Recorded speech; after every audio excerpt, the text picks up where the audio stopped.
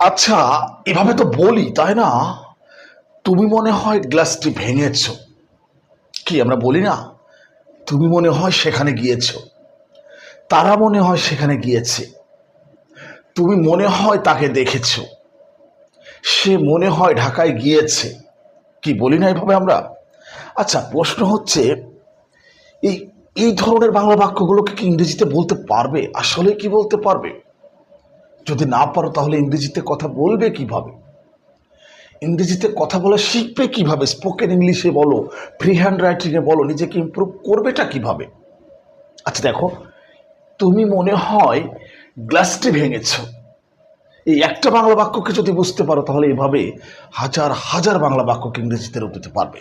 শুধুমাত্র যদি এই একটা বাংলা বাক্যকে ইংরেজিতে রূপ দিতে পারো, একটু ভিডিওটা যদি ধৈর্য ধরে দেখো, তাহলে হাজার হাজার বাংলা বাক্যগুলোকে ইংরেজিতে বলতে পারবে। তার মানে আলটিমেটলি স্পোকেন ইংলিশে তুমি ইমপ্রুভ করতে পারবে। আমার এই প্রোফাইলে এরকম হাজার হাজার ভিডিও আপলোড দেওয়া আছে, প্রতিটা ভিডিওতে একটা নতুন নতুন বিষয় নিয়ে আলোচনা করা হয়েছে, ভিডিওগুলো দেখতে পারো। আচ্ছা দেখো, তুমি মনে হয় গ্লাসটা ভেঙেছ। দেখো এখানে তোমাদেরকে যে ব্যাপারটা মনে রাখতে হবে, এই যে মনে হয়, দেখো মনে হয় আছে না? আছে না বলো, মনে হয় আছে না? একটু বোঝার চেষ্টা করো বাংলা বাক্যে এই যে মনে হয় আছে, এই মনে হয় থাকার কারণে সিম টু অথবা অ্যাপিয়ার টু, কি বললাম? সিম টু অথবা অ্যাপিয়ার টু ব্যবহার করতে হবে। হ্যাঁ, এটা একটু মনে রাখতে হবে তোমাদেরকে যে মনে হয়, মনে হয় এটা ইংরেজি হচ্ছে কি, এটার ইংরেজি হচ্ছে কি সিম টু অথবা অ্যাপিয়ার টু, সিম টু অথবা অ্যাপিয়ার টু, আর কিচ্ছু মনে রাখতে হবে না। যখন বাংলা বাক্যের মধ্যে এরকম থাকবে মনে হয়, তখন আমরা কি ব্যবহার করব? সিম টু অথবা অ্যাপিয়ার টু। ডিয়ার স্টুডেন্টস, একটু বোঝার চেষ্টা করো তো। এই যে আমি বলছি না, সে মনে হয় ঢাকায় গিয়েছে, কি মনে হয় আছে না? তারা মনে হয় এই কাজটা করেছে, কি মনে হয় আছে না? সে মনে হয় সেখানে অপেক্ষা করেছে, কি মনে হয় আছে না? সে মনে হয় তাকে ভালোবাসে, কি মনে হয় আছে না? তারা মনে হয় এই পুকুরে মাছ চাষ করেছে, কি মনে হয় আছে না? হ্যাঁ, ইংরেজিতে কথা বলতে হলে তোমাকে এভাবেই প্র্যাকটিস করতে হবে। এটাই ইংরেজি শেখার সবচেয়ে শ্রেষ্ঠ পদ্ধতি। তুমি এর বাইরে গিয়ে শিখতে পারবে না। ওই যে যারা বলে না যে 3 মাসে ইংরেজি শিখতে পারবে, 60 দিনে ইংরেজি শিখতে পারবে, ও সব চটকদার বিজ্ঞাপন। ওগুলো থেকে ওগুলো থেকে তুমি যেটা শিখবে সেটাতে জীবন চলবে না। তোমাকে এভাবেই শিখতে হবে, বাংলা দিয়েই তোমাকে ইংরেজি শিখতে হবে। আমার প্রোফাইলে, এই প্রোফাইলে এরকম হাজার হাজার ভিডিও আপলোড দেওয়া আছে, ভিডিওগুলো দেখতে থাকো, ইংরেজি পানি হয়ে যাবে। হ্যাঁ, আমি বলছি তো, স্যার বলছে, কথা দিচ্ছে, ভিডিওগুলো দেখতে থাকো, আমার প্রেমে পড়ে যাবে। ভালো লাগলে আমাকে ফলো করতে পারো, নিয়মিত আমি এরকম ভিডিও তোমাদের জন্য আপলোড দিয়ে যাচ্ছি। আচ্ছা যাই হোক, চলো মূল আলোচনায় আসি। আচ্ছা দেখো, আমি কি বললাম? এই যে মনে হয় সিম টু অথবা অ্যাপিয়ার টু, একটু মাথায় রাখবো। আচ্ছা, এই স্ট্রাকচারটা ব্যবহার করতে হবে, একটু দেখো না। সাবজেক্ট প্লাস সিম টু অথবা appear to plus have plus ভি3 প্লাস অবজেক্ট, মনে হয় বোঝা যায়। সাবজেক্ট প্লাস সিম টু অথবা appear to plus have plus ভি3 প্লাস অবজেক্ট। আচ্ছা, এখানে সাবজেক্টটা কি দেখো, ইউ। ইউ এর পরে আমরা কি ব্যবহার করব? যে কোনো একটা ব্যবহার করলাম, সিম টু, তারপরে নিয়ম অনুযায়ী কি ব্যবহার করব? হ্যাভ। দেখো, ইউ সিম টু হ্যাভ ভি3, ভার্বের ভি3। এই যে গ্লাসটা ভাঙা, ভাঙা তোমরা জানো যে ব্রেক শব্দের অর্থ কি? ভাঙা। তাহলে এখানে ভি3টা কি হবে? ব্রোকেন। ব্রোকেন, দেখো ব্রোকেন, শেষে অবজেক্ট ব্রোকেন দ্য গ্লাস।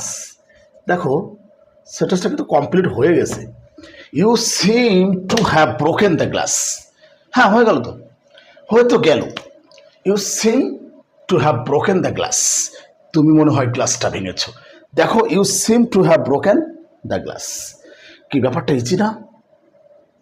দেখো, সাবজেক্ট প্লাস সিম টু অথবা অ্যাপিয়ার টু, এই সিম টুর জায়গায় অ্যাপিয়ার টু ব্যবহার করতে পারো, কোনো সমস্যা নেই। ব্যাপারটা ক্লিয়ার কিন্তু আমার মনে হয় যে পর্যন্ত বুঝতে পেরেছ। আচ্ছা, ঠিক এখন যদি এভাবে বলি, সে মনে হয় তাকে বিয়ে করেছে, সে মনে হয় তাকে বিয়ে করেছে, কি পারবে? পারবে না বাংলা বাক্যটাকে ইংরেজিতে বলতে? অবশ্যই কমেন্টস বক্সে জানাবে। এটা অবশ্যই কমেন্টস বক্সে জানাবে, তাহলে আমি বুঝতে পারবো যে আমার ভিডিও দেখে তোমরা বুঝতে পেরেছো। আচ্ছা দেখো, আমরা বলি তো এভাবে, সে মনে হয় ঢাকায় গিয়েছে। দেখো কত সুন্দরভাবে আমি তোমাদেরকে বোঝানোর চেষ্টা করছি। সে মনে হয় ঢাকায় গিয়েছে, কি বলি না আমরা? তাহলে একইভাবে করো, হি অ্যাপিয়ার্স ব্যবহার করো, সমস্যা নেই। He appears to have gone to Dhaka. He এখানে থার্ড পারসন সিঙ্গুলার নাম্বার, এ কারণে এস যুক্ত করতে হবে ভার্বের সাথে। হি অ্যাপিয়ার্স টু অথবা he seems to have gone to Dhaka. আরে একদম ইজি তো, আর তো উদাহরণ দেওয়ার প্রয়োজন নেই। আমার ভিডিওগুলো এভাবে দেখতে থাকো, ইংরেজিতে একসময় ফ্লুয়েন্টলি কথা বলতে পারবে। আমি চ্যালেঞ্জ করে বলছি যে পারবে। হ্যাঁ, স্যার বলছে। আচ্ছা, এখন যদি এভাবে বলি, সে মনে হয় এই কাজটা করেছে, পারবে না? অবশ্যই পারবে। সে মনে হয় এই কাজটা করেছে। দেখো না, ভিডিওগুলো দেখলেই তো পারবে। আচ্ছা, আজ এ পর্যন্তই। ডিয়ার গার্ডিয়ানস, আপনার সন্তানের জন্য আমার এই ভিডিওগুলো গৃহ শিক্ষকের ভূমিকা রাখবে। আমি বলছি, হ্যাঁ, ও একসময় ইংরেজিতে কথা বলতে পারবে, ফ্লুয়েন্টলি পারবে। আমার এই ভিডিওগুলো যদি আপনি দেখে থাকেন, আপনার সন্তানের জন্য সাজেস্ট করতে পারেন। আমার এই প্রোফাইলে প্রত্যেকটা ভিডিওতে এক একটা গুরুত্বপূর্ণ বিষয় নিয়ে আলোচনা করা হয়েছে। আমি এমন একটা মিশন নিয়ে এখানে কাজ করছি, এই প্রোফাইলে কাজ করছি। ইংরেজির যতটা গুরুত্বপূর্ণ বিষয় আছে, সব বিষয়গুলোকে আমি আমার এই প্রোফাইলে সাজিয়ে রাখতে চাই, যেন ছাত্রছাত্রীরা সারা জীবন উপকৃত হতে থাকে। তো আজ এ পর্যন্তই, দেখা হবে নেক্সট ভিডিওতে। আল্লাহ হাফেজ।